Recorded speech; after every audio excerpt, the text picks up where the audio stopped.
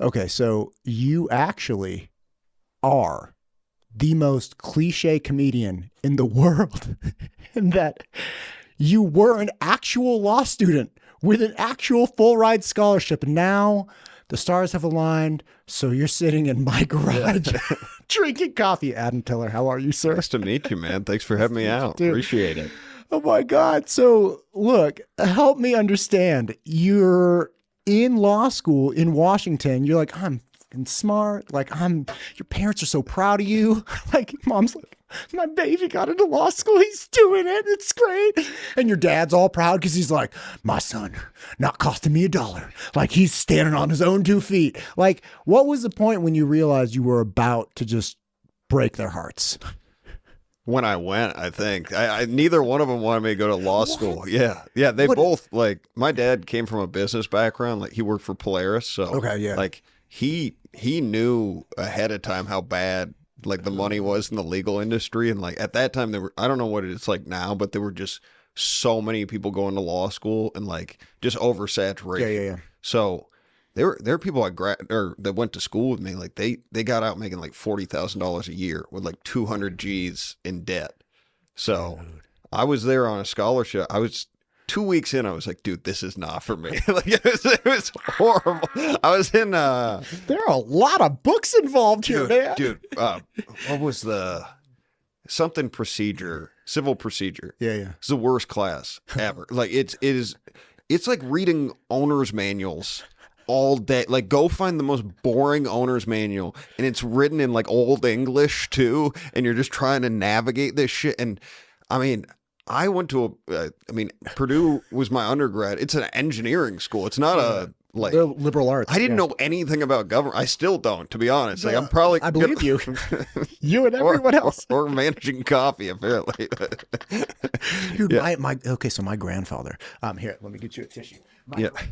Do I got something coming out of my nose too? No, it's just the so you don't spill on your trashy comedian clothes. You know, exactly. I just got. Listen, you don't have a lot. Hours. You don't have a lot going on in the way of the wardrobe. You got to hang with everything you got. Anyway, my grandfather worked for he was like one of the OGs at IBM back in the day. Yeah, in Vermont.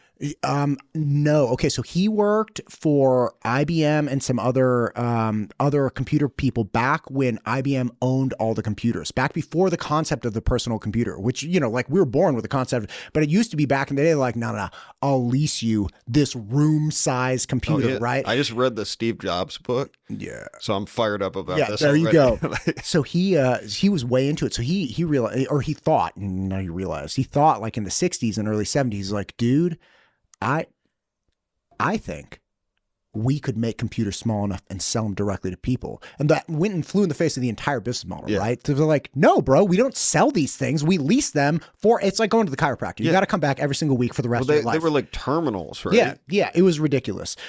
So the point is, he was like, no, I think we could do this. So he goes out on his own. He's like, I'm going to make a personal computer, right? This is where my, lineage this is like a timeline shift in Matt's life before I was even born. Because if he had been successful, I'd be balling out of my mind. Sure. You and I wouldn't have ever met because I'd be on like the moon somewhere, like just making it. Hanging out with Elon. Yeah, right. I'm like my best bud. Unfortunately, we're here in the garage because he goes out and it flies in the face of the business model for IBM. So they blacklist him. Really? It's like the whole thing wilts on a vine. It doesn't not become rich and famous. The non-compete stuff too. Dude, so it was really if he got bad. blacklisted there, he couldn't work anywhere else in the. Dude, you really did read the book. Yeah, I listened to it. Okay, let's not get crazy. Yeah, not crazy. Yeah, so no, the point is that he is, anyway, and he's like successful in life, recovers and everything, but he's still super technical. And when I remember my grandma telling me one time, she's like, oh yeah, when your grandpa couldn't sleep, he'd just whip out one of the technical manuals and like start reading it in 30 seconds later. He's like, he must be passed out. Yeah. And that's what you signed up for in Old English. That's like my girlfriend. Anytime I put on something on TV, like anything I like watching, she's just out in 30 seconds. I'm like, oh, you're really going to like this thing about history, and then just gone. Oh my God. Does she pull the whole you're tired and you're like, I'm just going to go to bed. She's like, no, I don't want to go to bed yet. Like, let's watch something and hang out. And you're like, I mean, I'm lucky. I guess, like, okay, like we'll watch something and you gotta like sit back up because you gotta sit back up and you're like, and then you're like trying to find. She's like, I don't want to watch that, and you're like, 5-10 minutes later, she's like, I don't want to, and you're like, okay, all right, this, like, I don't really want to watch this, but do you want? She's like, okay, we could watch that, and you're like, okay, you're gonna watch some dumb thing about like British chicks or something, like, I don't know, and then you start the thing, and British Bake Off, right, and, dude. 30 seconds later, she's passed out, and you're watching somebody making the fried or the boiled dick, the boiled pudding. That's literally a thing. Or no, spotted dick. I know this because I watched the Great British Bake Off. I'm not making this up. Look up spotted dick, and it's a boiled pudding that like is very fancy in England. Yeah, I swear to God. You sound like you got really into that show. Yeah, while she's passed out next to me. You were tired, and then now you can't stop thinking about spotted dick. It's not a lie. Yeah, dude. I know the chick who won too because I watched the whole series while she was passed out next to me. Like, it's just not fair, man. That wasn't on my life trajectory. No. I should be balling out of my mind with Elon. Instead, I'm watching the spotted dick on the Great British Bake Off. I'm obsessed with the adventure shows, like the survival out in the woods shows. That's my shit. Like, dude, like Naked and Afraid. I haven't been watching that. I did know a guy at my gym was on Naked and Afraid, which was crazy. Because like, did he practice at the gym too? He was in the sauna a lot. Unbelievably handsome guy, but his like partner out there, like he had a smoke show of a girlfriend in real life, but his partner out there, like 2 days in, she just fucking tapped out. She was. Can I curse on here? Yeah. Okay. You're fine. Yeah. And she just tapped out. So he was just stuck in like the Sahara, just having to survive alone. And he's like a model. He's a gorgeous man, and he's just naked out by himself and the film. And he's crew. just like, she drank the water or whatever. It wasn't pure, and then that's always what it is too. It's like someone drinks water, and then 2 days later they're like, that was not a good idea. That's how you know we are just basic ass. Like, can't hack it in life because we're not even afraid of liquid that we see on the ground next to the like fecal matter. We're not even, it's like, no, it should be all right. Why do you think that? It's not going to be all right. Nothing about this is all right. But if you're in the mountains or whatever and you see like enough of movement in the water and you're super thirsty, you're like, oh, it's probably going to be okay. And there's a bison, like it's just a corpse that was up there for like 3 years upstream. Yeah. That's what killed all the gold miners too, right? They all got like cholera and dysentery. Yeah. Dude, I went on this is really morbid, but like a couple years ago, I was like, I wonder what like cholera is. I'm pretty sure that's what got all the gold miners. And they're like, cholera is really bad. You basically shit yourself to death. And I was like, oh, like that can't be good. Like, wait, how? Right. And literally you end up like you cannot stop your bowels from just, and you dehydrate. And what they thought back in the day is they're like, we have to constipate these people. So they were giving them alcohol and other things to like try to stop them because they thought it was like, I'm like, that's bad. It was like the worst thing to get somebody in that situation. They did a lot of weird things, man. I would think just like long grains would have been a better. Like, haven't you heard of the brat diet? Like bananas, rice. Cholera is just eating Chipotle for like weeks straight. Oh my God, that is it. With like the extra spicy sauce. Yeah, exactly. Yeah, it's terrible. But like that's when you realize like those people had a real understanding of like, you drink that water, you could like, but like on Naked and Afraid, they're like, it's probably okay. I'm just wandering around here naked, no problem. It's like, it's not going to be okay, lady. Not at all. So what happened to the dude at your gym? I think he made it like 23 days or whatever. I was doing a 30-day podcast mark. for a while. I tried to get him on, but he was like, for whatever reason, he wouldn't do it. But I'm not on your level. I don't get senators and governors and shit in my garage. Well, you're the first funny person I've gotten in here, so there's that. Well, I was trying to watch some of the episodes. I was like, I like you, but some of these people, I was like, I can't. They're so serious, dude. I can't get into this. You know what's so funny? I'm also not from Idaho, so I don't know who they are. Right? No, like, yeah, and you wouldn't care context about like water rights or like domestic wells and stuff. It's all super. Here's the interesting thing. it actually is interesting. Sure. Like if you understand how it affects you deeply, then you're like, oh, I should actually pay attention to this. Like I had no idea Wyoming had uranium mines that like, you know, people are trying to stop us from using, and like why that matters because like they're building a new nuclear plant like 100 miles to the east. That or stuff something. interests me. It's just like the vessel that it's coming out of is like it's like I don't want to go back to a college lecture to just tell me. Like I give a shit about water rates. I do. Like the dude that like predicted The Big Short, he said we're gonna eat ourselves dry. That it takes so much water for like to raise cattle that like the next big thing that we got to be worried about is eating ourselves dry. Is like manufacturing this food is drying out the earth. That guy sounds like a damn hippie. Listen to me. Listen to me. First off, we're going to cloud seed the hell out of the Northwest.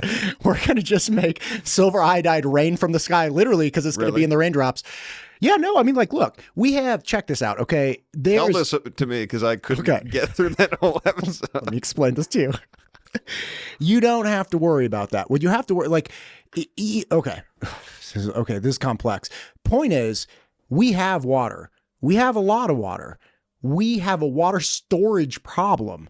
Okay, so every year we lose something like 500,000 acre feet. Now, you don't know what an acre foot is, but let me tell you, because I've been like nerding out on this. Sure. An acre foot is literally like a football field, a foot deep of water. Okay. We lose 500,000 of those because what happens is we hit all this snowpack.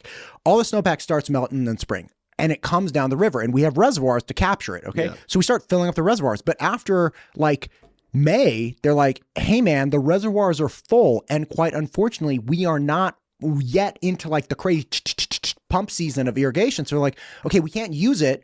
We can't store it. And then it's like, goodbye.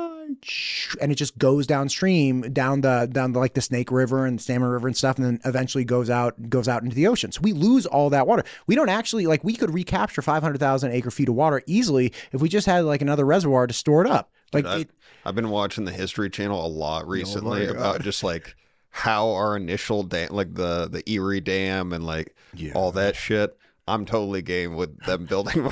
It was crazy back in the day how they used to do that. Just like using gunpowder to blow shit up and like create reservoirs. Like we got to have better technology than that now. I mean, why don't we already have enough of that? That's not the question. The real question is, those were like our great grandparents. And if they could see us right now with headphones on, just spilling coffee on the table, they're like, all that shit for those idiots. How impressed we are with their achievement. No, it's not. It's like, it's like, what else? Okay, they honor, like we did something cool to them. What else are they talking about? Some handsome dude at the gym who got naked with some chick who drank the water, and they're like, Africa. They're like, you never drink the water. It's like 100 years ago. You never drink the water. Yeah, you get cholera and you're going to shit yourself to death if you do. Oh my God. Apparently towards the ends of the disease, it looked, I'm not even going to go into that. People can Google it, but it's like cream of wheat. It's just like, it's all bad. It's all bad. It's not a good way to go. And we've come past all of that. That's such a weird reference to That's what the Google said. Yeah. That's what the Google said. I believe it. It's just my mom used to make that. It was like... Hey, were you into the sweet, okay. The like strawberry cream of wheat? Yeah. Like, cause here's the thing. I grew up with savory. So like I had a city council gal come in here recently, and she's running for city council, and she brought grits because we had this show like a few months back. Yeah. She was like, this was before the Cracker Barrel blew up, and we were talking about going to the Cracker Barrel and getting grits. It's like, yeah, let's go get some grits. She's like, oh, grits with sugar. I was Wait, like, what happened with Cracker Barrel? Oh, dude. Just the logo thing? Yeah. So they tried to get rid of the old they were like, we need to make this, we need to like revolutionize it and evolve with our customer base. And they're like, Cracker Barrel politically correct. Yeah, they're like, maybe bring the wagon wheel back. Cracker Barrel like that. Dude, I've always thought about that. Yeah. Like they go so hard with that one. Sure. Anyway, so the point is she brings grits in here, and she's like, for the second round, I was like, oh, you brought us grits? She's like, yeah, but we're going to eat them like the way the other person likes them. I'm like, I don't understand. She's like, I like my grits with sugar. you like yours with salt and butter. I was like, you put sugar on grits, right? Like I'm the my cousin Vinny style breakfast where it's like 2 fried eggs, grits, butter and salt. And she was like, I've never eaten grits, by the way. dude, what's wrong with you? I don't live in Idaho. I don't, like, I didn't live in Idaho. Like I don't think oh my God. I was at a thing and I was like, I've been here 48 months and everybody got mad. It's true. yeah. Sorry. Well, You've been here grow like up? 48 minutes. Yeah. I grew up in Northern California. What part? So the SF Bay area. So I grew up in the spot called Concord, which is like this real kind of like middle class, low end, like blue collar work people. And then I ended up going to Berkeley, which I was very thankful for. Then I was living in a spot called Danville, which is kind of like Eagle. I just was down there. Where like were not you? I did the San Francisco comedy competition. Oh, nice. How'd that go? Not great, but it Well, you don't have purple hair because you don't have hair. No, so there's that. Yeah, it was tricky, but you know, What the guys, was it? What happened? I mean, just I could have done some things like I'll take ownership for what I could have done differently, but it's just tricky. Anytime you do like a competition in a specific city like that, there's kind of ways that you need to go about doing it, and I don't know. I also like I got there, everybody seemed to know who each other were like ahead of time.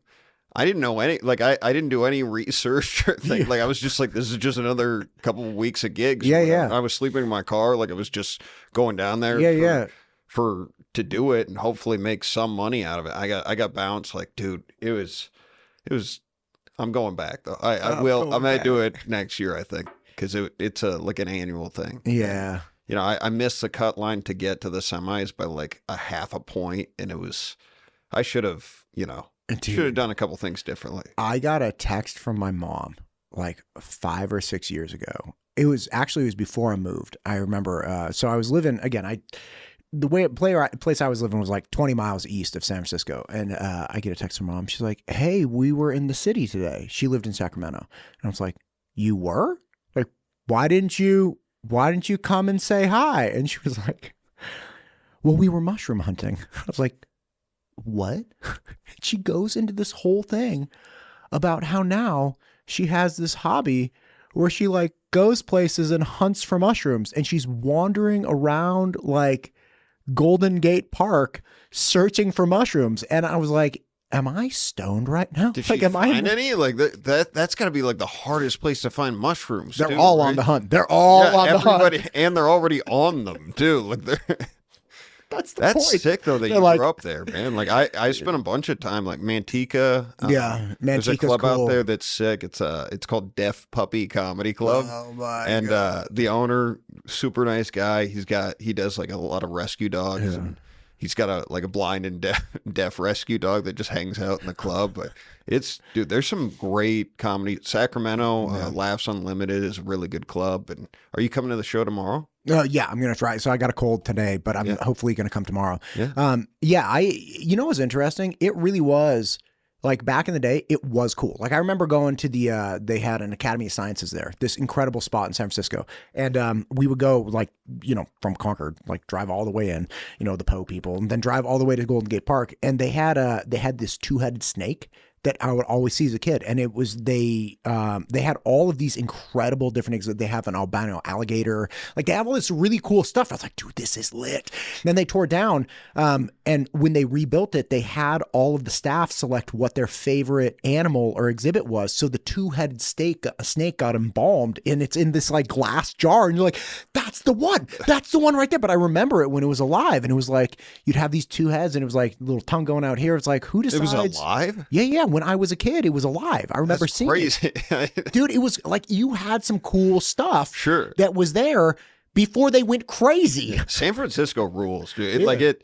There's parts of it that I don't like, the shit on the streets all over the place. I don't love, but like not a big fan of that. Yeah, that was my favorite part. But I mean, the AT&T is, I don't know, probably my favorite baseball park I've been to. Like it's unbelievable. Yeah, it's still called AT&T, right? Dude, I don't even know. I stopped going to. So like, this is the thing. Do you remember Game 20 of the A's? Like that whole like Moneyball. That film Moneyball. I was at that game.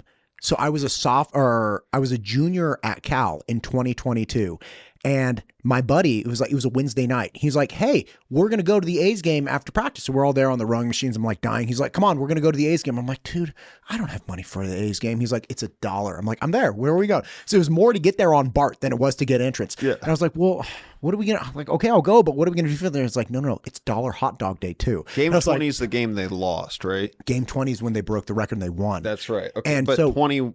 It was like 21 they lost or something. They set the record.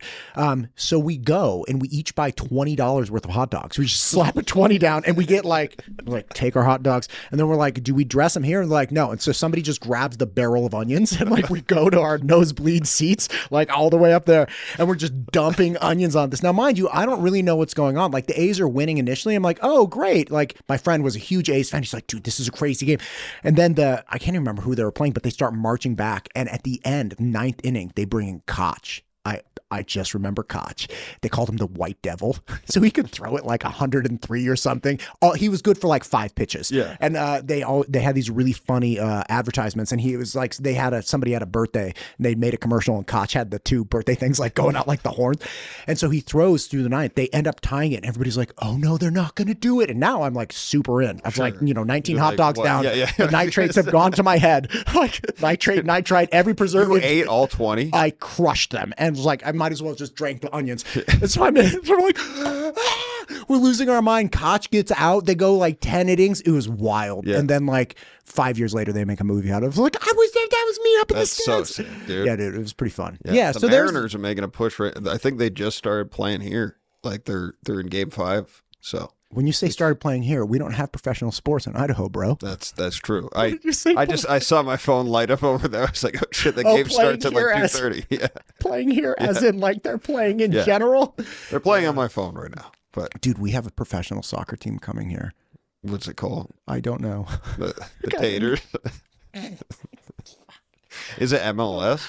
Dude, I don't know. I don't know any of this. So you went rowing. Like, what else did you do? Dude, I don't listen to me. What's your job, by the way? I don't. Dude, this is all I do. Really? All I do every day is do podcasts. No way. Swear to God. Now, this is actually funny that you're saying that, because you don't personally know anybody who's ever been able to make a living off of, like, we know of Rogan, we know of most people, but I don't know anyone who knows someone who has been able to become a professional podcaster. Yeah. Right? It's easier to become a neurosurgeon than it is to your wife like extremely successful, or is it? Wow, man. Or I'll tell you later. Yeah. I'll tell you later. But yeah, like this is all I do all day long, and I don't run ads, and I don't have sponsorships. That's it. Yeah. You're getting kickbacks from these governors, or what? No, that would be lit though. I just got the green light. I'm thinking I'm gonna have Governor Cox from Utah on. Okay. It's gonna be lit. No, but so. I was just telling you something. Oh, sports. I don't care about the 19-year-old. Like somebody brought a BSU football, right? I'm like, he's a college student. Like, okay, you put him in a uniform that looks sick. Like, I'll give you the uniform and the helmet, like the whole thing. The field like, looks sick too. Everything looks sick. Like, great. Yeah. But I don't care about you. Like, you're a 20. Like, I care about all 20-year-olds pretty much equally, which is I don't care about them at all unless they're mine. Yeah. At this point in your life, why would you? Dude, I can't. I've never gotten into it. What do you give a shit about? Dude, it's like my kids. I don't know. Like talking to cool people. Like I do sports. Like I do jujitsu. I've been doing jujitsu forever. Like I've been a black belt for almost 12 years. Yeah. Like that's what I care. Like I engage in my own heroic journey, not somebody else's. That's fair. What do you care about? Besides making terrible jokes. You know. San Francisco. Can you tell me a joke that bombed? Like was it the premise? Was it the delivery? What was it? No, I just on that, I mean, the first night was at this place called the Battery, which is like a luxury club in downtown San Francisco. I think I've been to that. Probably. When I was in college. Yeah. I was like a senior. I went down. Crazy nice. Yeah. And I was sleeping in my car. Like I drove down from Seattle, and I spent the night before I did a show in Medford, and I just was not prepared. Like I thought it was going to be like a small theater, and I go in and it's like a 5-star, like their establishment, like nightgowns and all this shit. And I just didn't have, like, I have material that'll play for a room like that, but I didn't choose to do that night. I was like, you know what? I'm going to do what I want to do. And then, and then I did a winery, and it was in Carmel. Okay. Man, you hit the fancy spots. You should have been prepared. There were some nice ones. But this winery is like walking around. It was just all these like old dudes with like supermodel girlfriends. And then you. It was an outdoor show at like 2:00, and I kind of was like, man, I hadn't been doing great at that point in the competition, so I was like, I'm gonna fuck around a little bit, and I started doing my set. It's going well, right? Like it's going fine, Okay. and then I hit a dip, and I started getting angry on stage. I was like, anytime I come to a place like this, I like to play the game. Who's here with a prostitute? And there were some guys in the audience that they were dying, and there were audible, like, to hear an audible, like, gasp and boo at an outdoor show, it has to be pretty loud. And it was all women that hated it. And it was, but I was just angry, like, and I ended up, the funny thing is I turned the set, and at the back end, I was like, oh shit, like, because they're scoring you, right? So I was like, oh, dude, I don't want to lose my score on this. So at the end, I was like, hey, guys, I was just kidding about the prostitute. I was just joking. I thought we were having fun, So, but it was just a bunch of, like, Botox people, just, like, their face not moving. And My God. Yeah, it's between that and La Jolla, those were, like, two of my probably least favorite places to perform. Like, La Jolla was San Diego, like, the Comedy Store down there. Yeah. Half the audience, their face doesn't move because it's just all, like jammed up. It was nuts, man. To see a bunch of people laughing, but none of their face moves. It's like, it looks like a wax museum or something. No, it doesn't. You know what it looks like? Do you remember when you would go to like a diner, back when diners were cool when you were like a kid? Sure. And if they had a cool chef or like a cool kids menu, they'd make your eggs and sausage look like a face. Yeah. And the smiley face for the sausage. Like, that's what they look like. Yeah, dude. Johnny Rockets play. Yeah. Dude, that's back when, like, can you imagine having the business idea? They're like, listen, people really like coffee shops, so we're going to make this place called Denny's, where they're going to serve like bad greasy spoon stuff and all you can drink coffee. And then there's some investor who's like, that's a great idea. And they pulled it off for like 30 years. Make the food into a smiley face. Because if you do, we'll give you $30 million. And they had, I remember going there when I was a kid, and they were like, I was looking at the menu and it had like this insert, and it was like moons over my hammy. I was like, Mom, what is that? And she's like, it's a reference to a movie, honey. Don't worry about it. I'm like, I don't know what's going on here. You could smoke. You were like dying in the smoke, the haze over it. Like you could barely see the menu anyway. Back when you could smoke in restaurants because like nobody cared. They don't let you do that in Idaho? No, I've never been somewhere where you smoke in restaurants. I don't think like smoking's a big thing these days.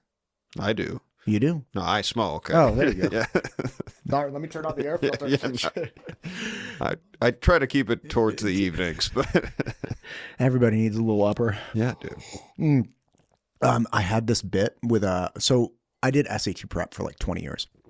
Okay, so I would go in for the first like 15.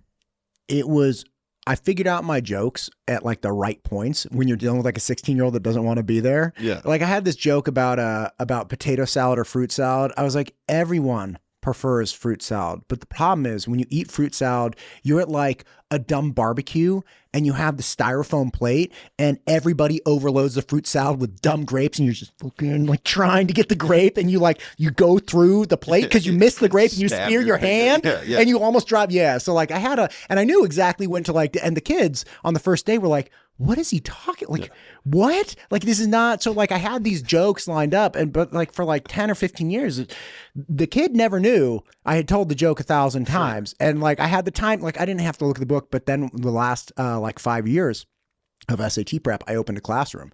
So I had 6 kids at once. And now the kids in each individual class had different dynamics. And so I had to start coming up with like new material and better material because like it could go off on digress. So I had this one like 45-minute bit about how Jesus.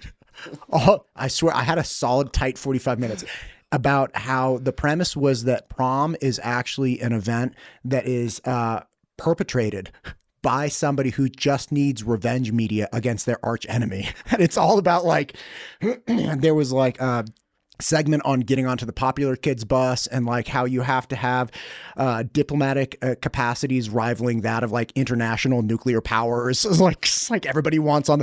And then there was one about how girls that dress really inappropriately at prom. This was when you were getting paid $75 an hour. So no, I was getting paid way more. Yeah. But I would do review classes where it's like they didn't even pay to come to the review class. So it's like, just come to the review class. And it was like, so they were just there and they were down to have a good time. Like, imagine doing like math problems with me. I'd be like, we'd do one math problem and I'd like go off on some tangent. Sure. But I had this whole bit about how girls that dressed inappropriately at prom didn't actually want to be dressed that way, but it was their mom trying to relive the glory days of like looking really attractive. Did you get any parents who were just like, this guy is completely inappropriate? They all loved me. Really? Yeah. That's awesome. Until Zoom. And then it was all over. It's like, then I had to move to Idaho. Really?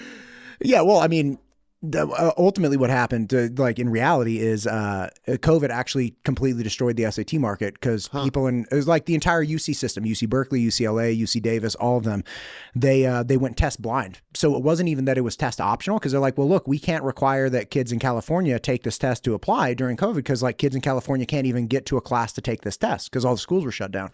So they go initially optional, but then George Floyd happens and they're like, man, we should just eliminate the test. They got rid of the test? So they went test blind. What does that mean? That means I had this kid, Aiden, in 2021, who got a perfect 36 on the ACT, and he couldn't submit it to UC Berkeley. So I hate those tests, man. How did you do on them? Yeah, I did probably what you think I did. Really well? Yeah. Like I didn't study. I was like, I had horsepower. I didn't have anybody like who cared about me at all. Yeah. Like from an adult standpoint, but like Sure. I had horsepower. So like I So did. what's well the on like test. key to these tests? Dude, there's no key. Like it's just, do you know it or not? Yeah. That's all it is. Oh, that's helpful. Thanks. Yeah. Listen, you're the one with I the don't. scholarship to law school. Yeah. Listen, No, I was the guy that I had to like fucking work. I mean, because I started using drugs when I was young and like my You look memory's like just it. gone. Yeah. Yeah, my eyes. But like, I had to start. I had no memory. I still don't. I always have to like just keep going over stuff. Whereas I think people that are good at those type of tests, they're like quick thinking and, Could I just be. got stuck on them. How'd you get into drugs at a young age? You want more coffee, by the way? Oh, sure. Yeah, it's not bad. I got you. That was a Tell crazy me about your entrance. The my gateway entrance drug. into drugs. I started hanging out with my older brother's friends, and they were all getting I had an high. older brother too. Yeah. They were fun.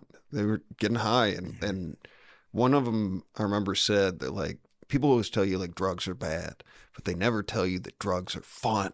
And like I was like, what? And then I was like playing Grand Theft Auto. I was like, this sounds awesome, and started and I was playing hockey at the time, and like just with older kids and kind of I don't know if you call it peer pressure, but it was like Sure. it was cool, and started drinking super young, and I don't do anything now, but when you start doing that stuff at like 10, you're like, by the time you're 17, 18, you're pretty, screwed up. Dude, that's wild. Yeah.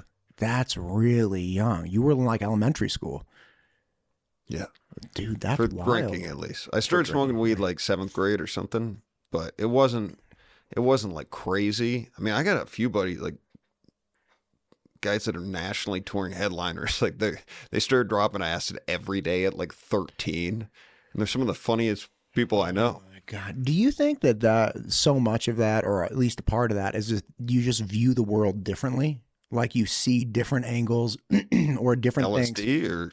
Okay. So I mean, just like because again, I've heard from a lot of people that it's like, comedians have insights or they have to view things differently that are like sitting right in front of them. And, it's obvious once it's pointed out or it makes sense and you're like, oh, okay, great. But you had to get to the point where you're like thinking about things differently. I mean, it depends on the comic. Everyone's sort of different. I'm not like I'm pretty introverted compared to like a lot of the comics that I know. Like I can't be around people that much. Like I like my smaller circle. Yeah. But Like I your car. definitely Like my car, Like my car, bed, all that shit. But it's each person's sort of different. There are people that lean more into like writing versus performing. But there's also a lot of bad comedy. Like there's a lot of really bad comedy that exists. So I'm like, if you're talking about the good comics, like, yeah, definitely. But I would say there's probably like, 80 to 90% of it's not good. And Or there more. are, Yeah. yeah. I mean, just go on YouTube.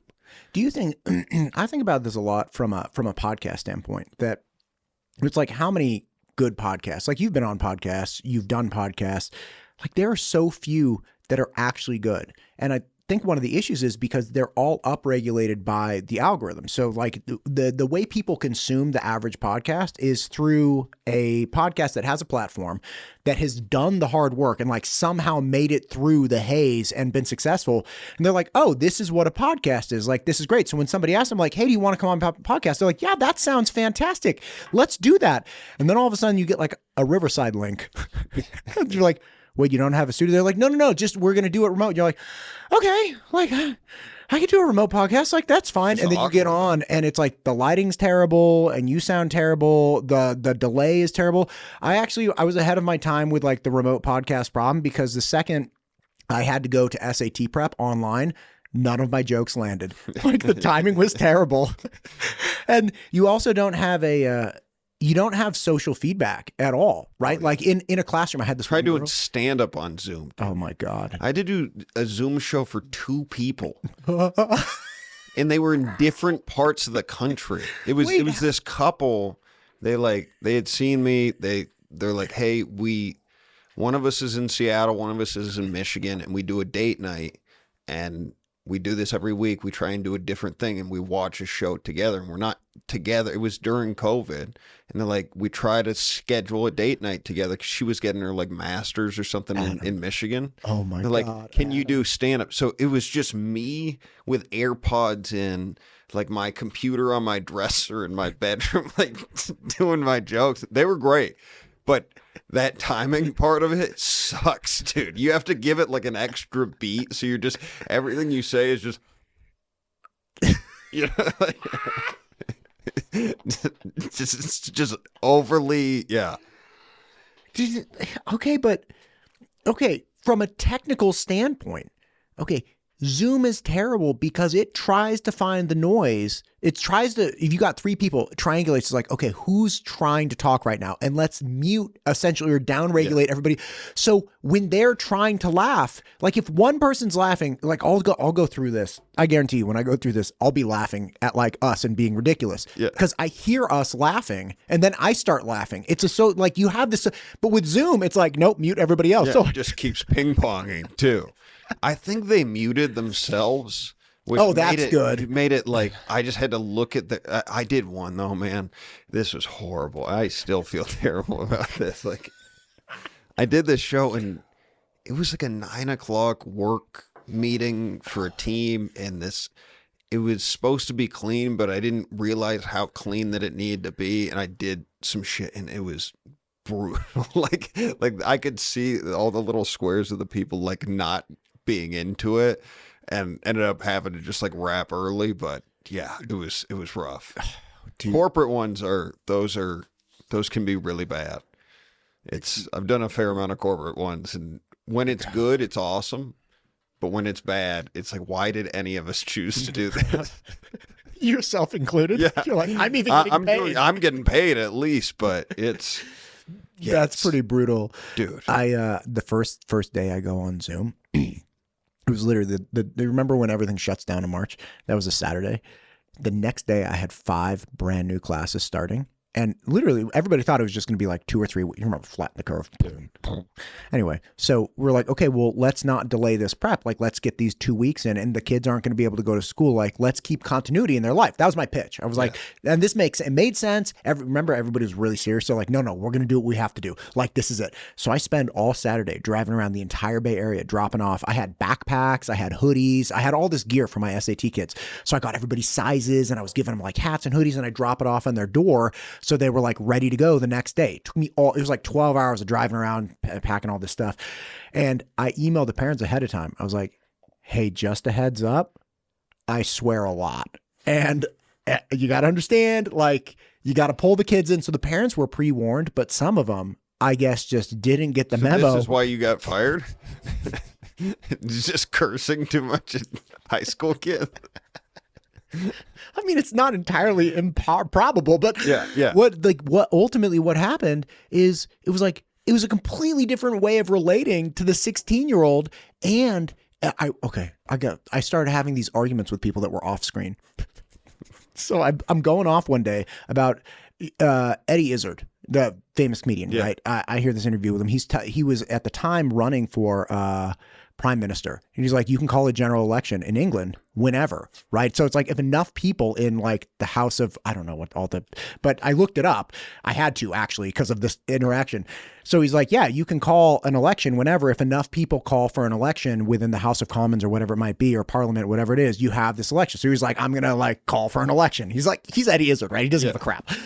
Anyway, so I was telling this. I was like, it's really interesting because people are like, oh, I'm interested in political science or whatever. I'm like, hey, England has this really interesting system. And this girl is like staring at the screen. She's like, and I was like, what did you just do? And she was like, unmutes herself. And she's like, oh, my mom says you're lying. And mutes herself. And I was like, what? No, I'm not. And she was like, no. She says you're lying for sure. And so now I'm like, everyone stop what you're doing. Because now I'm pissed. Just make her screen big. Like, pin her screen. I'm like, come here, Sharon. Pin her screen. And now I'm literally in SAT prep on my phone, Googling like the parliamentary procedures of England. And it's like 10 minutes later, everybody's like, what's happening here? I'm like, and I'm holding my phone up to the camera. I'm like, see, you see this? And the mom is in the background. Like, she's like, and she's like, and she's not even unmuting herself now. She's just like, I'm arguing with the mom back and forth. Dude, the whole time. And I was like, this is hell. Like, I am in hell right now. Sure. So Zoom isn't for you is the main takeaway. It's not for me. Yeah. I won't ask again if I come back over here. I remember our first text. I was like, hey, would you be down with Zoom? You're like, it's not the same. I was like, I'm not going to press this. I didn't know how deep it went, but apparently some emotional trauma there. Listen, this is a core memory. Like, you know, Inside Out, like the balls, the different colored balls. To Idaho because of this. It was so bad. Do you like it here, though? Dude, I love it here. Yeah, it's beautiful. I mean, your place is like I don't want to give away this location, but I was not expecting just the view you got. Yeah, no, it's you know, like Idaho's really cool. It reminds me that this really is an American experiment. Like, we are an experiment of self. Because in California, like you probably experience in Washington, it's like you don't really have a say. Like, it's going to go however it's going to go. And like, that's pretty much it. But Idaho, you have like influence over state government. It's like, wow, this is self-governance. This is crazy. Really? And oh yeah. And then they're all heard of this. Dude, the things that are happening right now in the state are so, here's one for you. This is hilarious. Educate me. Dude, I'm talking too much. You gotta start. No, I'm good with it. Okay. You've been in the car for a long time. I'm gonna be talking for 45 minutes straight tonight. So listen, check this out. You're gonna listen to me tomorrow if you come to this show. Oh God, I can't. Can I plug the show though? Is that? Oh yeah. Yeah, absolutely. Yeah, we're just gonna be at Mad Swede Brewing. Yeah. 7:00 tonight, which is what, the 17th. And 18th tomorrow. And yeah, people can come out. It'd be great. I don't know why. That was the worst plug. I think if you want to come, I'm going to be at this, I don't know, this place. The place is closing. So I found that out. Very unfortunate. If people want to come to a good show, maybe it might be the last. Don't wait till next year. Why is it closing? They're just moving locations. Dude, That's what I heard. I got a thing from a guy today who used to have this Space Bar arcade downtown. So it was like, okay, you're familiar with this? I think so. Okay, I did that room. Dude, it got shut down because they were leasing a liquor license from somebody who owned the liquor licenses are really complex in Idaho. Voodoo Lounge, is it? I don't know. Yeah. I don't know. But the point is this guy had this, what sounds like a baller business model of like, kind of like a, Dave and Buster's kind of thing. like drinks and arcade games, and you're like, but Dave and Buster's Super is appealing so to a middle-aged man. Yeah, You're like, dude. this is the greatest business idea I've Oh ever my heard. God. It's like Pong. Do you remember Pong? Yeah, Pong. yeah. We can drink and do this too. Why wouldn't anybody under the age of 30 like this? So like, anyway, I was going to tell you about something. What was I going to tell you about? Oh, here's one. Okay, check this out. Yeah, the Listen local government. to this. Listen to this. Okay, so people are pissed at public education nationally. You're probably familiar with this. Sure. Like, anybody spending any time on social media sees like libs of TikTok with like the person screaming at the school board for like not opening schools, or like, I'm a cat, you have to dress me as a cat.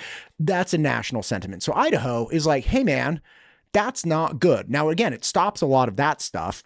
But it also is like, hey, we should introduce a voucher or school. They essentially like, we should fund private schools, right? To insert competition into the public schools. And we should fund private schools with public dollars. Now, a lot of people like this. A lot of people don't like it because they're like, that's wild. And by the way, there are no strings attached to the money. So like, you and I open up a school for idiots and other kids who want to learn stuff and read good, like full send, and we could totally get this $5,000 school tax credit from the people that send their kids there. And their argument is we should have no restrictions on these schools. It's per kid? $5,000 per kid per year. Okay. So you and I get the $5,000, and the argument is, and again, none of my fair, I don't make these laws, but they were like, look, we should have zero requirements on Adam and Matt. Zero. And I mean none. Because if the parents sending their kids to Adam and Matt like Adam and Matt, let them like them.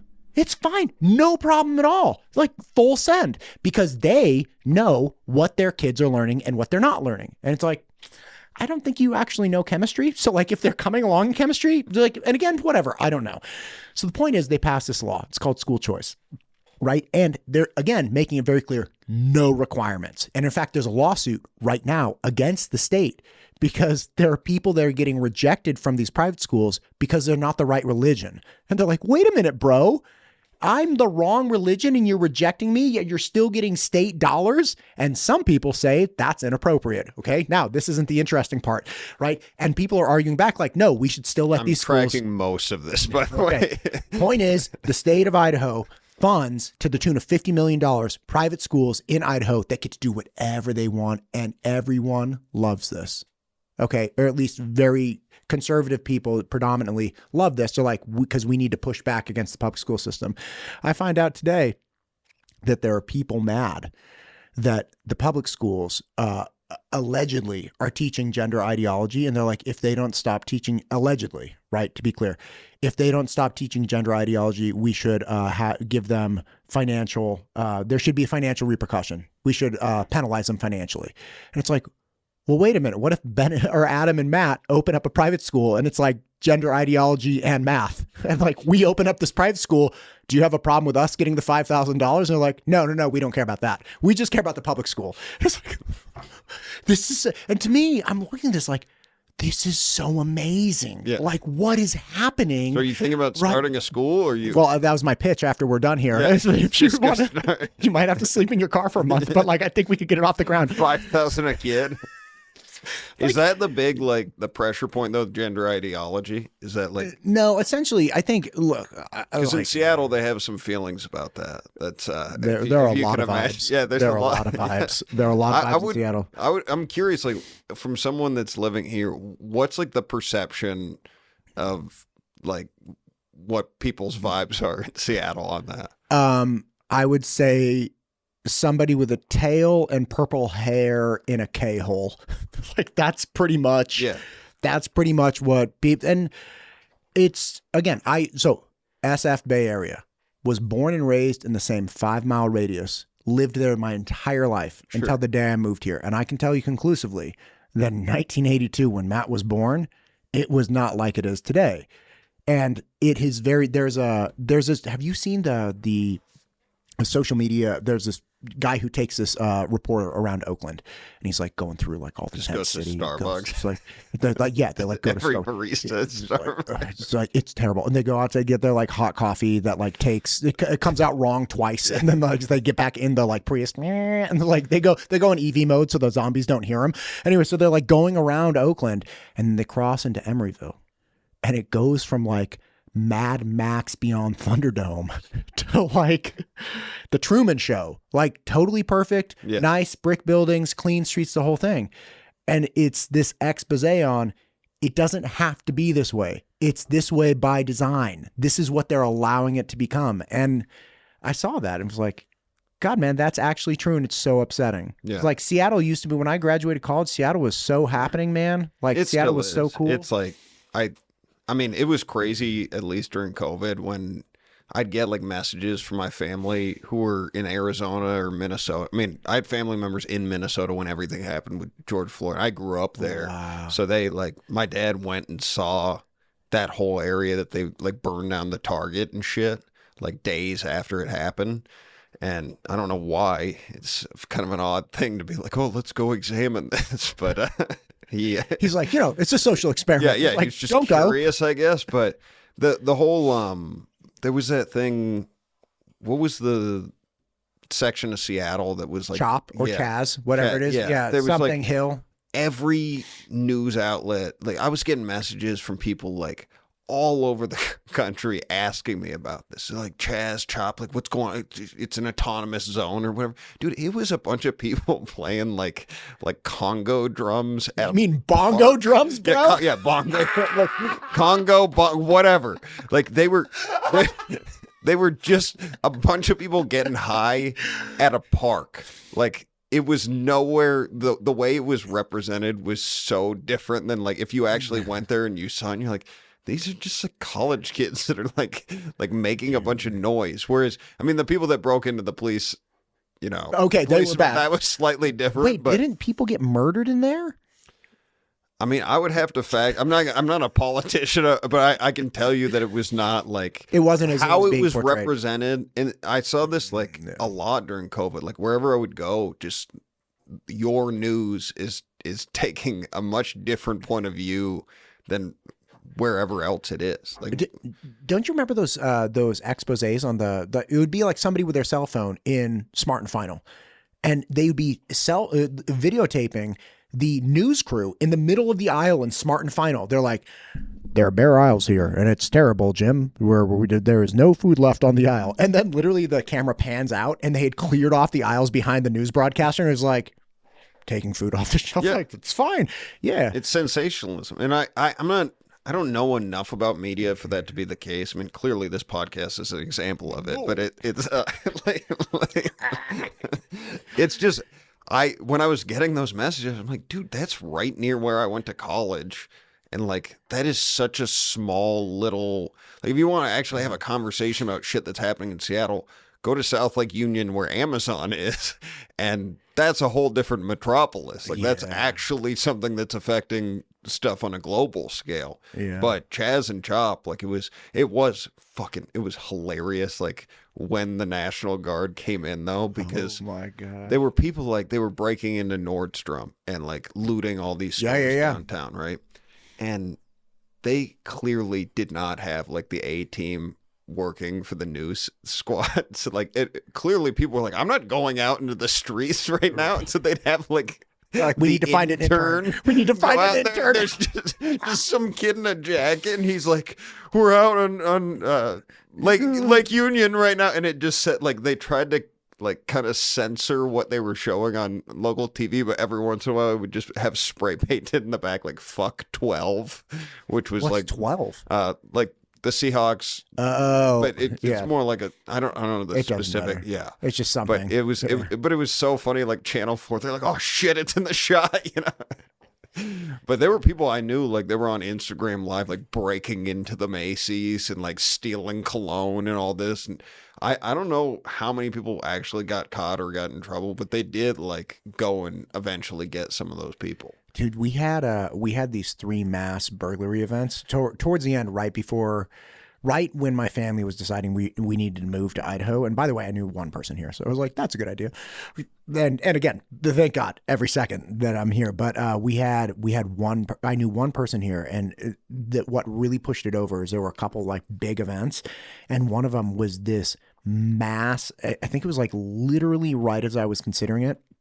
these few mass burglary events where they robbed Louis Vuitton, Coach, and some other place in 3 different cities within 48 hours. And when I say what state? Oh, this was SF Bay Area in California, and so they Those were like expensive. Dude, locations. it was the Louis Vuitton in San Francisco, and then it was a Coach store in Walnut Creek, right? Which is this really, really, again, expensive. Like $5,000 a bag, right? Dude, like, for sure. And what happened is they had like 60 cars all pull up. It was like a 60-second smash and grab with 100 people.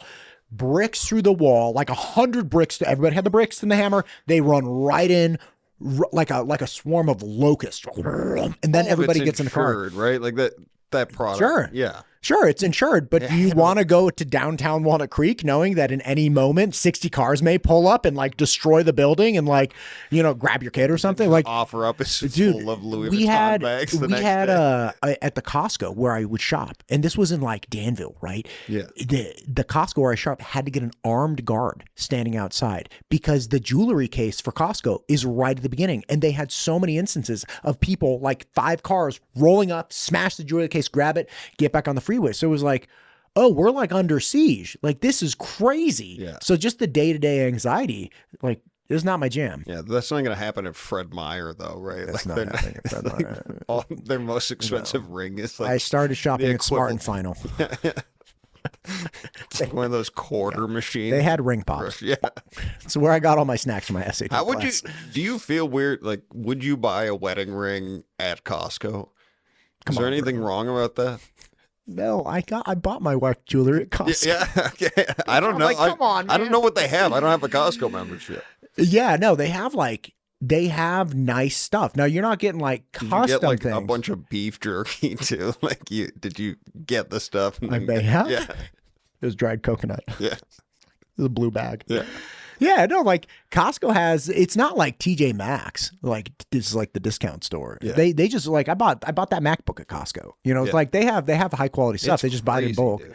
Yeah. It's not like, hey honey, this is the only ring this designer ever made. And like, now it's yours. And I want you to know that I paid it. It's like, no, they bought 5,000. I just got one of them. I was watched like, it was like a 60 Minutes on Costco once. You know why everything's square? Because it fits on the shelves better. On the pallets. Oh. So everything has to fit on those pallets so that they can be shipped that way to cut down on shipping costs. So like that, if they're selling like cashews or something and the manufacturer usually has them in a bag, like if you can't put it in this plastic container, we can't buy your shit. Yeah. So they'll have to go and like repackage all their shit or Yeah, whatever. It was interesting. Yeah, I actually have a friend, a dear friend of mine. This is my only claim to fame with Costco.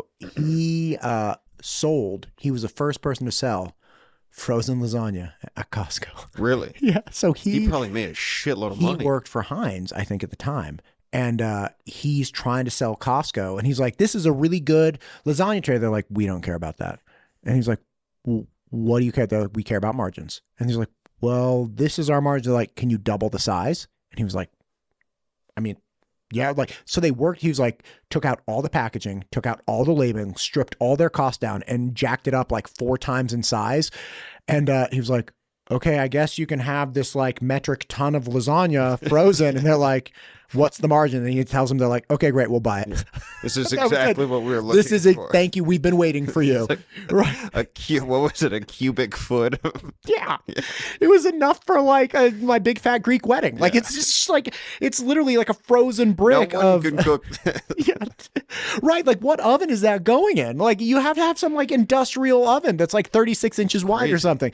Yeah. So like that was his jam. And that was the whole thing that Costco inserted.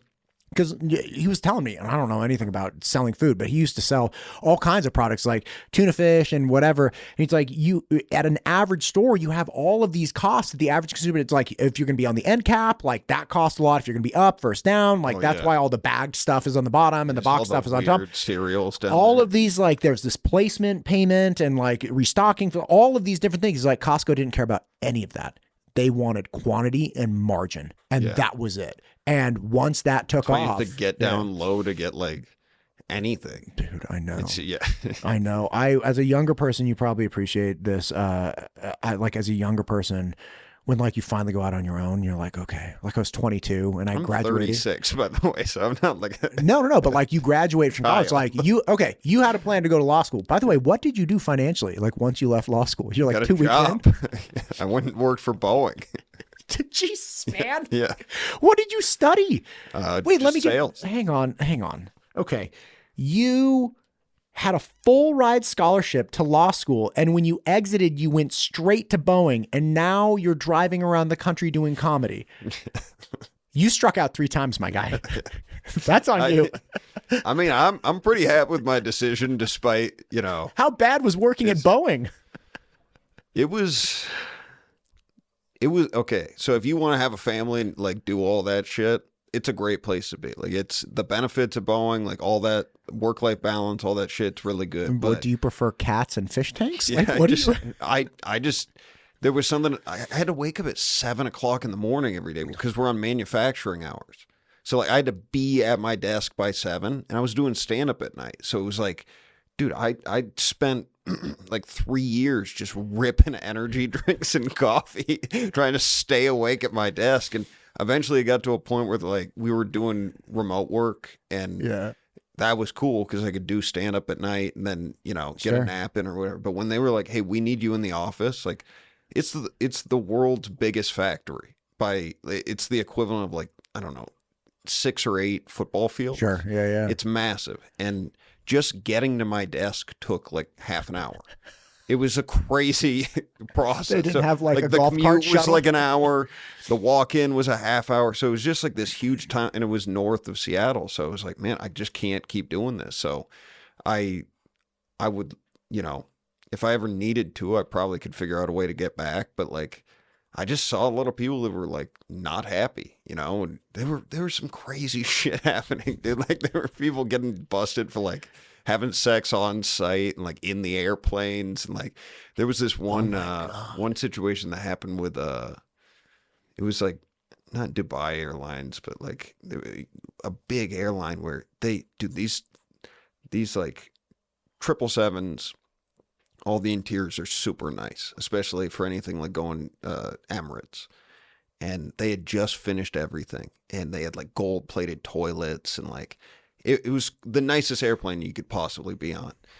And right before delivery, apparently some mechanic went in and took a shit in the bathroom. Oh my God. And as a result, like it failed inspection. So they had to rip out all, I mean, this is hearsay, like from somebody else, but Sure. the whole plumbing system had to come out of the plane before they could deliver it just because one guy took a shit. Oh my God. Yeah. But it was an interesting place to work. I mean, there were fucking man, characters. honestly, if I was getting a Boeing 7 with gold-plated toilets, I would want to be the first one to use that. And if I knew the mechanics were enjoying it on their coffee break, I would refuse delivery immediately. I always heard there were 2 people that got caught in a wing who were hooking up in the wing, and then they sealed it because they were going to fuel it. And then they just heard banging from the inside. There's all kinds of like, I don't know how much of this, these things are true. So I should say that with a caveat if it's like public thing. But there were people that like shit in the coffee pots at one point, and that made like CNN. This is in Boeing. Yeah. So there's like that's like straight out Austin Powers. There's a manufacturing arm. Yeah. But then there's all the operation support people. And there's salespeople. There's like, it's a huge company. So there's manufacturing on site, but then there's this whole like corporate section. And I was in that, and I did support manufacturing, but I really didn't need to be right there. It was, it was convenient, but I don't even think I ever, like, they never took us on a flight. Like I never got to.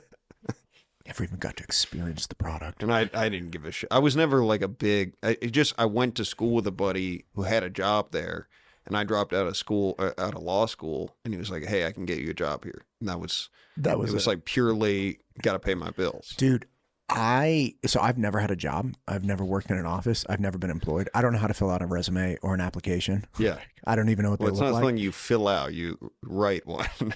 Well, it's not. Hence my ignorance. There you go.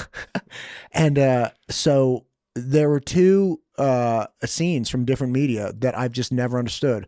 One was Eminem from 8 Mile, and the other is every single episode of Grey's Anatomy, where people are hooking up in like the randomest, weirdest places. Like, can you wait? Can't you just wait?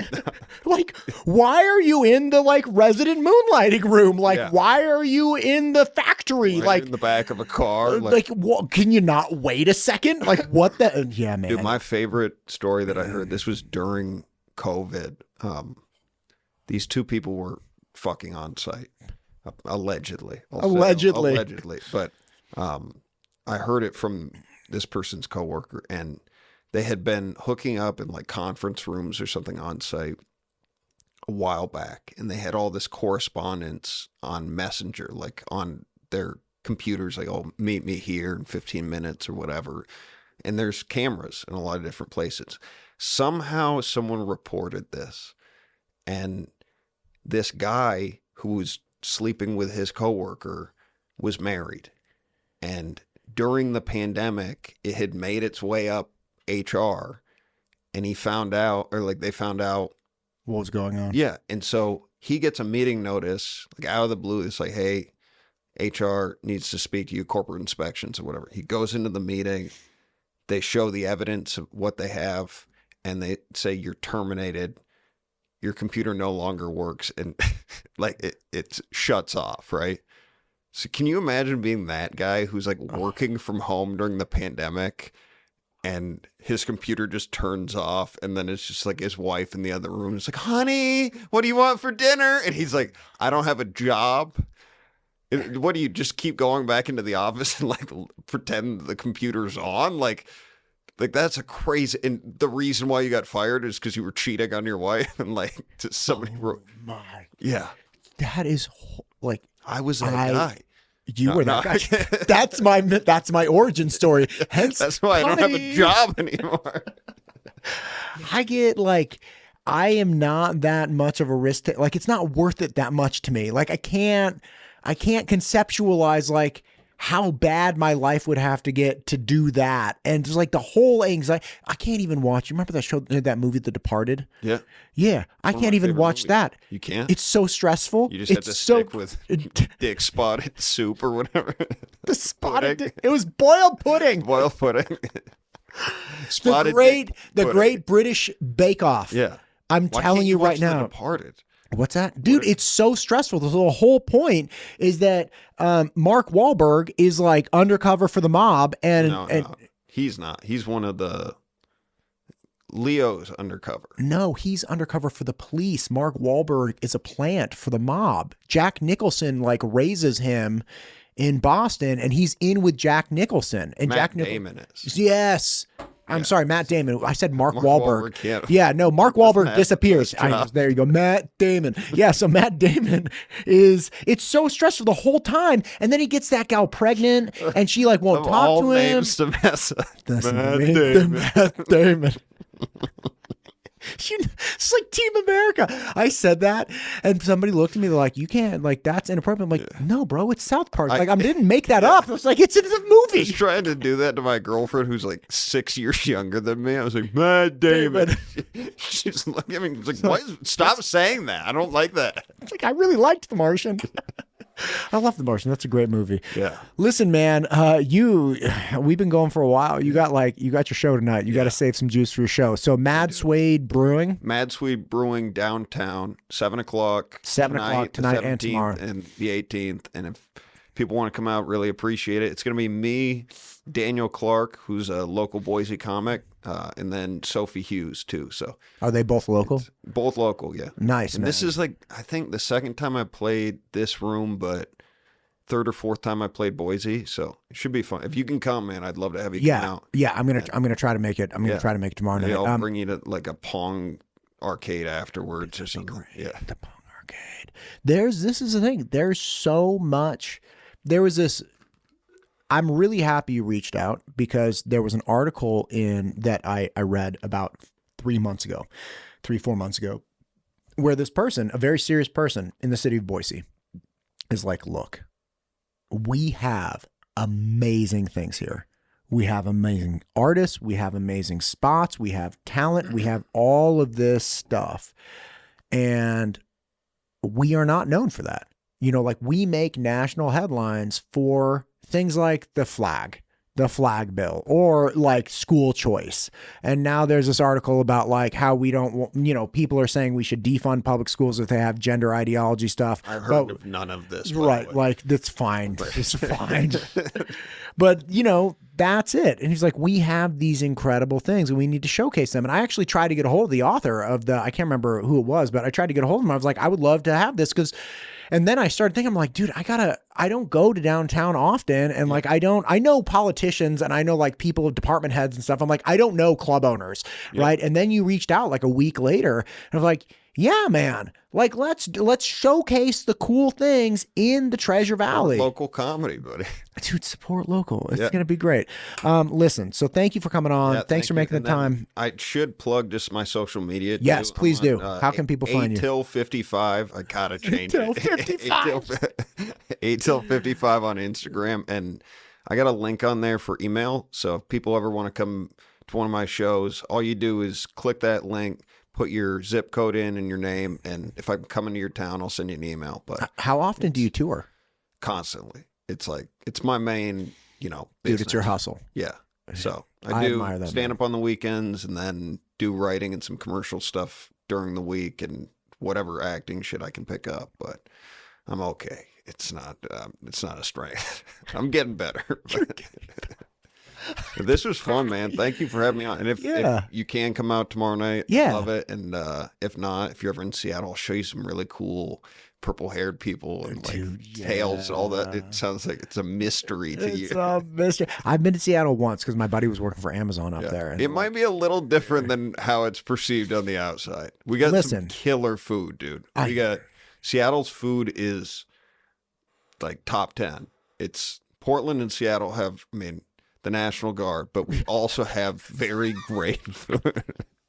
They make sure the restaurants are very safe. Yeah, man. Yeah, dude. I want to come because the food here is not the best. Like if you want a good steak, 1,000%. High hole rules, though. Listen, all I'm telling you is I have not had good Mongolian beef since I moved to this state, and there's a hole that's shaped like Mongolian beef in my heart right now that needs to be filled. So there's not good steak. There is great steak. Okay. If you want steak, like we do, Idaho steak does and beef. Potatoes is fine. Dude, the steak is off the hook. Yeah. Like none better in the world. The pizza you guys have, Pie Hole downtown is one of my favorite pizza spots. Sure. I'm going there probably tonight and tomorrow night. I'm gonna if you're coming to the show, hit me up ahead of time.